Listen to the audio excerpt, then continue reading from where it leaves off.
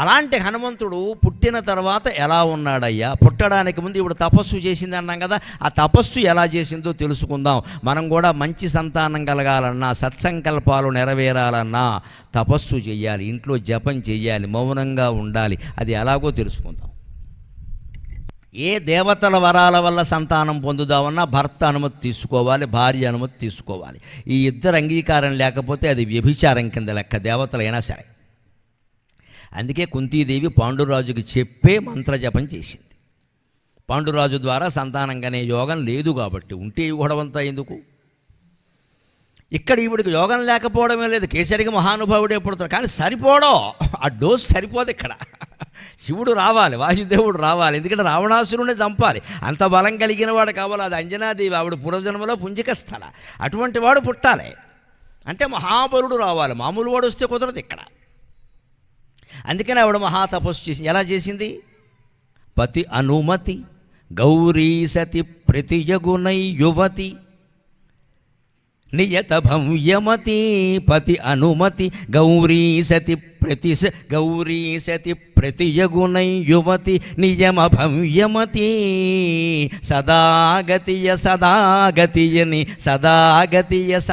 సదాగతియని ఉగ్రతపంబొనరించే పెక్కు కాలంబధిపా.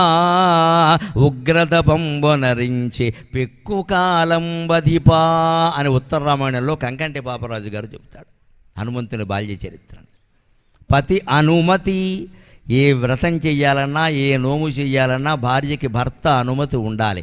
ఇంట్లో వాళ్ళని పడుకోబెట్టేసి వ్రతాలు చేస్తే పాపాలు వస్తాయి. మనం వ్రతమో నోవో చేసామమ్మా, మొహమాటం లేకుండా చెబుతున్నా, మనం ఉపవాసం ఉండొచ్చు. మొగుండు ఉపవాసం ఉండమనే హక్కు మనకి లేదు, వాడికి కావాల్సింది వాడికి పెట్టేయాలి. అదంతే లెక్క. భర్తకి ఏదో దీక్ష ఉంది, అయ్యప్ప దీక్ష, ఇంకో దీక్ష. భార్యను కూడా నువ్వు అన్నీ మానేయంటే కుదరదు. ఇక్కడ ఆవిడ దారిని ఆవిడ ఉంటుంది, ఆవిడకి లేదు ఆ దీక్ష. రాముడికే వనవాసం, సీతకి లేదు, ఆవిడ కూడా వెళ్ళింది ఊరికే అంతే. ఒకరి దీక్ష ఇంకొకరిని ఇబ్బంది పెట్టకూడదు, రెండో వారు సహకరించాలి సహజంగానే. అందుకే ఈవిడికి సంకల్పం ఉంది కాబట్టి భర్త అనుమతి తీసుకుంది, లేకపోతే తప్పవుతుంది. అనుమతి ఉండాలి. మనం ఏ దీక్షలు చేసినా, ఏ నోములు చేసినా, యజ్ఞాలు చేసినా, వ్రతాలు చేసినా, అసలు మగాళ్ళకైతే చేసే అధికారం లేదు, ఆడది పక్కన ఉండాల్సిందే. ఆడవాళ్ళకి భర్త పక్కన లేకపోయినా ఈ శ్రావణ మాసంలో నోములు మొదలైనవి, ముఖ్యంగా లక్షవత్వం నోము లాంటివి చేసే అధికారం ఉంది, చేయొచ్చు. అది ఆ స్వేచ్ఛ ఎక్కువ ఇచ్చారు స్త్రీలకి, ఎందుకంటే వాళ్ళకి అది అవసరం. అంతే, వాళ్ళకి ఆ స్వేచ్ఛ కూడా ఉండాలి. ఏవో కొన్ని భయాలు, ఆలోచనలు, భావోద్వేగాలు ఉంటాయి. ఏదో మొక్కుకుంటారు, చేయాలనిపిస్తుంది, మొగుడు కాదంటే కుదరదు. అక్కడ అనుమతి ఇవ్వాల్సిందే, తప్పదు. అది వాళ్ళకి, అది ఆ భయం తీరాలంటే, ఆ కోరిక తీరాలంటే ఆ వ్రతం చేయాలి, సహకరించడమే. మరీ ఏదో అప్పులు చేసి చేయొద్దని చెప్పటం, కానీ ఉన్నంతలో చేయొచ్చు. ఈవిడ ఎటువంటిది? గౌరీ సతి ప్రతియగునై యువతి. శివుడు లాంటి వాడు ఇక్కడ పుట్టాలంటే ఈవిడ పార్వతీదేవి కావాలగా.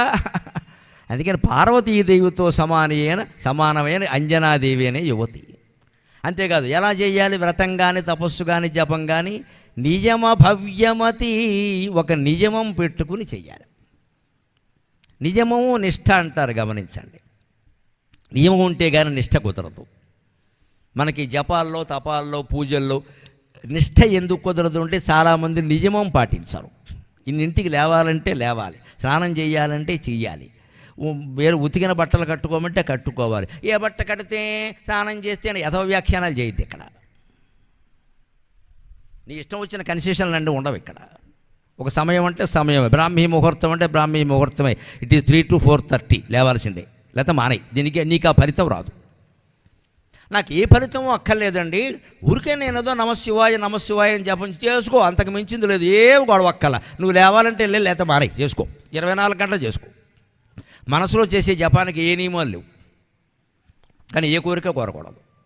కోరిక కోరామంటే అది కామ్యకర్మ. విమాన ప్రయాణం చేయాలంటే అది కామ్యకర్మ. విమానం ఎక్కాలని ఉంది కదా, ఏం చేసుకోవాలి? పట్టుకెళ్ళేటువంటి హ్యాండ్ లగేజ్ ఉంటుంది, అందులో నువ్వు పిన్నీసులు లేకుండా, గుండుసూదులు లేకుండా, బ్లేడ్లు లేకుండా చూసుకోవాలి. అదే నువ్వు రైలు ఎక్కేవనుకో, పెద్ద ఖడ్గం పట్టుకెళ్ళినా ఎవడేమనడు. నువ్వు విమానం ప్రయాణం చేయాలని నీకు కోరిక ఉన్నప్పుడు వాళ్ళ నియమాలు నువ్వు పాటించాలి కదా. ఎవరు పాటించాలి, చూస్తాం కదా, మేము ఆశ్చర్యపోతాం. హ్యాండ్ లగేజ్ అంటారండి. హ్యాండ్ లగేజ్ అంటే ఎవరికైనా 2 చేతులు ఉంటాయి, ఒక హ్యాండ్కి ఒక లగేజే ఉండాలి. అందరూ చతుర్భుజ మహావిష్ణువులే. హ్యాండ్ లగేజ్ అంటే 4, మళ్ళీ చెకిన్లో 4, వీడు నెత్తి మీద 4. ఎవడు మొయ్యాలి ఇవన్నీ? అందుకే విమానాలు వెళ్ళలేకపోతున్నాయి, ప్రయాణం చేయలేకపోతే వాళ్ళు ఇష్టం వచ్చిన నిబంధనలు పెట్టి మార్చేస్తున్నారు. వాళ్ళు ఒకటే బ్యాగ్ ఉండాలి, 12 కేజీలు దాటద్దు, 7 కేజీలు దాటద్దు. ఎందుకంటే వీడు ఒక్కటే బ్యాగ్ ఉండాలంటే ఆ ఒక్కటే 50 కేజీలు పడుతుంది. ఈవిడ ఒక్కటే అన్నారుగా అంటున్నాను. అందులో మొత్తం సత్యేస్తుంది, మొగుండు కూడా పెట్టేసి చిప్పేసేస్తుంది. ఏదో గొడవ చేస్తున్నాడు అస్తమానని. చెకిన్లో బారేస్తే గొడవ లేదు, తర్వాత బెల్ట్ మించి లాక్కొచ్చు, గొడవ లేదు ఇంకా. అంటే విమాన ప్రయాణం చేయాలనేది కామ్యకర్మే కదా, దాని నిబంధనలు దాన్ని పాటించాలా వద్దా? రైల్లో ప్రయాణం చేసినట్టు విమానంలో చేస్తానంటే ఎలాగా? రైల్లో కూడా కాకుండా నువ్వు నడిచాడు, నీ ఇష్టం 16 మూటలు మోసుకో, ఎవడొద్దన్నాడో నీకు మీ ఆవిడకు ఒప్పుకుంటే. రైల్లో ప్రయాణం చేసాం, అక్కడ థర్డ్ ఏసీలో చేసాం 8 మంది ఉంటారు, సెకండ్ ఏసీలో చేసాం 6 ఉంటారు, ఫస్ట్ ఏసీలో చేసాం 4 ఉంటారు. దాన్ని బట్టి నువ్వు సామాను పట్టుకెళ్ళాలి. జనరల్ కంపార్ట్మెంట్లో చేసాం, అందరూ ఉంటారు, బాత్రూంలో కూడా ఉంటారు, ఓపుకుంటే వెళ్ళి లేకపోతే మానాయి. నేను జనరల్ కంపార్ట్మెంట్లో పెడతాను, కాళ్ళు జాబ్ పడుకుంటాను, కాళ్ళు కోసేస్తాడు ఎవడో. ఇదే కామ్యకర్మ. వ్రతమేనా ఇంతే. నువ్వు కోరిక కోరావు కదా, నువ్వు కోరిక కోరము, దానికి సంబంధించిన పద్ధతులు ఉండాలి. రైలు ప్రయాణం వేరు, విమాన ప్రయాణం వేరు, ఓడ ప్రయాణం వేరు, నువ్వు ఒంటరిగా పెడితే వేరు. అంచేది ఏ వ్రతమైనా అంతే. అందుకే ఆవిడ ఆ నియమాలన్నీ పాటించింది. పతి అనుమతి గౌరీ సతికి ప్రతియగునై యువతి నియమ భవ్యమతి. నియమనిష్టల్లో తేడా వస్తే వ్రతం ఫలించదు, నోము ఫలించదు, కోరిక తీరదు, ఒక్కోసారి బిడిసికొట్టే ప్రమాదం కూడా ఉంది, ఒంటి మీద పొక్కులు వచ్చేస్తాయి. చేయకూడదు అలాగా. అందుకే ఆ నియమం ప్రకారం చేసింది ఆవిడ. మనకు అన్ని కోరికలు ఉంటాయి, అక్కడి నుంచి మళ్ళీ లాలూచీలు పడి ఏమంటే ఇలా చేయొచ్చు కదండి, అలా కుదరదమ్మా, ఎలా అంటే అలాగే చేయాలి, చేత మానయి. అలా చేస్తేనే హనుమంతుడు లాంటి వాడు పుడతాడు, లేకపోతే కోతులు పుడతాయి. హనుమంతుడు వేరు, కోతి వేరు. ప్రతి కోతి హనుమంతుడు కాదు, హనుమంతుడు కోతే కావచ్చు, కానీ ప్రతి కోతి హనుమంతుడు కాదుగా. మన కోతులు పుడతాయి, హనుమంతుడు పుట్టాడు. అందుకే ఆవిడ హనుమంతుడు పుట్టాడు. నిజమ భవ్యమతి. అంతేకాదు, ఇక్కడ చక్కని చమత్కారం చేశాడు, భాషాపరమైన చమత్కారం, భాషా పండితులు ఆనందిస్తారు. సదాగతియ సదాగతి అని వాయుదేవుడికి ఒక పేరుంది, సదాగతి అని. అది పేరు. అమరకోశంలో ఉండు సదాగతికి వాతరిశ్వ అని అలా ఉంటాయి, అలాగే మాతరిశ్వ ఇలా ఉంటాయి. సదాగతికి అంటే ఎప్పుడు వెడుతూనే ఉంటాడు, వాయువు ఆగతి కదండి, ఎప్పుడు ప్రసరిస్తుంది కదా, అందుకని సదాగతి అంటారు. వీడేమనుకుంటున్నా సదాగతియ సదాగతి అని. ఆ సదాగతి అయిన వాయుదేవుడే సదా, నాకు ఎల్లప్పుడూ గతి, ఆయన అంశతోనే కుమారుడు కావాలి కదా అని సదాగతి శబ్దాన్ని రెండోసారి వ్యుత్యనుప్రాస యమకానుప్రాస చేసి అర్థం మార్చాడు. అక్కడ సదాగతి అంటే ప్రాపర్ నౌన్ వాయుదేవుడు, రెండోసారి సదాగతి అంటే ఎల్లప్పుడూ నాకు ఆయనే గతి. ఇక్కడ మన ఆయన రాసుకున్న బాలాంజనేయ నీదే భారమయ్యా అని రాశాం గర్భగుళ్ళు, అంతే కదా, అదే సదాగతి.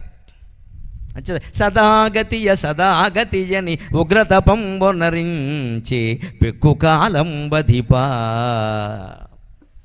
భయంకరమైన తపస్సు చేసింది. తపస్సు ఎప్పుడు ఉగ్రం అంటే ఏమిటో తెలుసా? ఏదో కోపంగా, తపస్సు కోపం ఏమిటి? తపస్సు చేసేవాడు కోపం ఉండదు.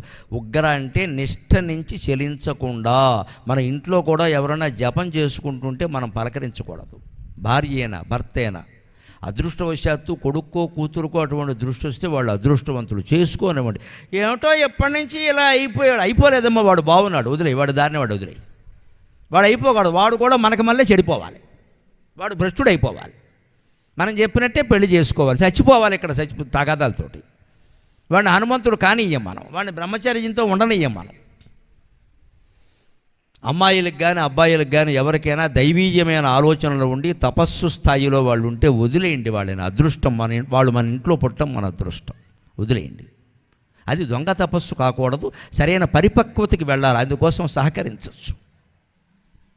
ఎందుకంటే ఎన్నో జన్మల పుణ్యం ఉంటే తప్ప అటువంటి ఆలోచన యువకులకు రాదు. 70 ఏళ్ల వాడికి రావట్లేదు, 16 ఏళ్ల వాడికి ఎక్కడి నుంచి వస్తుంది? వచ్చిందంటే వాడు అదృష్టవంతుడు. ఓ మిమ్ముడి వరం పెద్ద బాలయోకి వచ్చింది, చిన్న బాలయోకి వచ్చింది, కృష్ణమూర్తి గారికి వచ్చింది, రమణ మహర్షికి వచ్చింది, ఎవరికి వచ్చింది? అమ్మ వివేకానందుడికి వచ్చింది, ఎవరికి వచ్చింది? పురాణాల్లో హనుమంతుడికి వచ్చింది. చిన్నతనం నుంచి ఇంతే అయిన పెళ్ళి పేరంటాలు ఏం లేవు ఇక్కడ.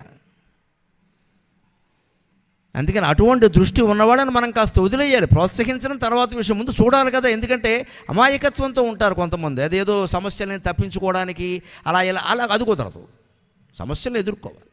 కానీ ఒక తీవ్రమైన తపన, నాకు వద్దు పెళ్ళి అంటే ఆపేయాలి, లేకపోతే వాడు మధ్యలో పారిపోతాడు. అనవసరంగా అమ్మాయికో అబ్బాయికో అన్యాయం జరుగుతుంది. ఎందుకు వచ్చిన గొడవ వాడు బాని. అలా మనలో ఎంతమంది ఉన్నామండి? ఒక్క పిల్లాడు అమెరికా పంపిస్తాం, ఒక్క పిల్ల ఆస్ట్రేలియా పంపిస్తాం, మళ్ళీ వస్తామంటే రావద్దు, అక్కడే ఉండు కన్నది ఎందుకు అక్కడే ఉండడానికే. అంటే మన పిల్లలు బాగుంటే చాలు, దేశం ఏమైపోయినా మనకు అక్కల్లా. మా పిల్లాడు ఎక్కడో ఉన్నాడు బాగున్నాడు, దేశం ఏమైంది? దేశానికి నీ కొడుకు ఏం చేశాడు, నీ కూతురు ఏం చేశాడు చెప్పు నాకు, అప్పుడు నీ దేశభక్తి. మా ఇద్దరు సెటిల్ అయ్యారండి. సెటిల్ అవ్వడం ఏముందమ్మా, డబ్బులు ఉంటే అందరూ సెటిల్ అవుతారు. మానసికంగా సెటిల్ అయ్యారా, ఆధ్యాత్మికంగా సెటిల్ అయ్యారా, తాత్వికంగా సెటిల్ అయ్యారా, ఏ సమస్య వచ్చినా ఎదుర్కొనేలా అప్పుడు సెటిల్ అవ్వడం అండి. నీ ఉద్యోగంలో సెటిల్ అవ్వడం ఏంటండి దరిద్రం? ఉద్యోగంలో సెటిల్మెంటా? ఉద్యోగం వస్తే సెటిల్ అయినట్టేనా?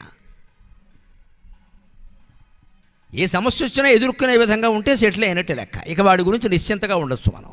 వాడి కాళ్ళ మీద వాడు నిలబడేలా పిల్లల్ని పెంచాలి, మన మీద ఆధారపడేలా కాదు. ఎంతసేపు 10 సార్లు మనకు ఫోన్ చేసి మనం అడుగుతున్నాడు, చెయ్యొద్దని చెప్పాలి. నువ్వు చూసుకో, అన్నీ నాకు చేస్తావేంటి అని చెప్పాలి ఖచ్చితంగా. ఎందుకంటే 25 ఏళ్ళు దాటాయి. అవసరమైతే చెప్పొచ్చు, తప్పు లేదు. ఆ పరిమితి చూడాలి, లేకపోతే దద్దమ్మలు అయిపోతారు మగపిల్లలు ఆడపిల్లలు కూడా. వదిలేవాటికి వదిలేయాలి, పట్టుకునే చోట పట్టుకోవాలి. క్యారెక్టర్లో తేడా వచ్చింది కట్టుకోవాలి. అదే ఏదో వాడు ఉద్యోగం నాకు ఇది నచ్చింది నాన్నగారు నేను చేసుకుంటాను, నాకు ఈ చదువు నచ్చింది నేను చదువు, ఇంకా ఊరిగా మొండి పట్టుదల వద్దు. కానీ చదువుకొని వాడు అందులోనే బాగుంటాడేమో, ఎందుకంత పట్టుదల? ఇదే నిర్ణయించుకునే విధానం. అంతలా చేయబట్టే ఉగ్రతపం వనరించే పెక్కు కాలం బతిప. చాలా తపం చేసింది. ఉగ్రతపం అంటే నిష్ఠలతో కూడింది. ఎవరూ దాన్ని చెడగొట్టే ప్రయత్నం చేయాలి. మన ఇంట్లో కూడా ఎవరైనా జపతపాలు చేసుకుంటుంటే మనం వారికి సహకరించాలి. తలుపు దగ్గర పెట్టి కూర్చోవాలి. ఊరికే మీకు ఫోన్ వచ్చింది నీకు ఫోన్ వచ్చిందని లేపద్దు. వాడు అదృష్టవంతుడు, ఎందుకు వాడు లేపుతావు? ఎదవ ఫోన్ సంతా అవతల భార్య రాదు.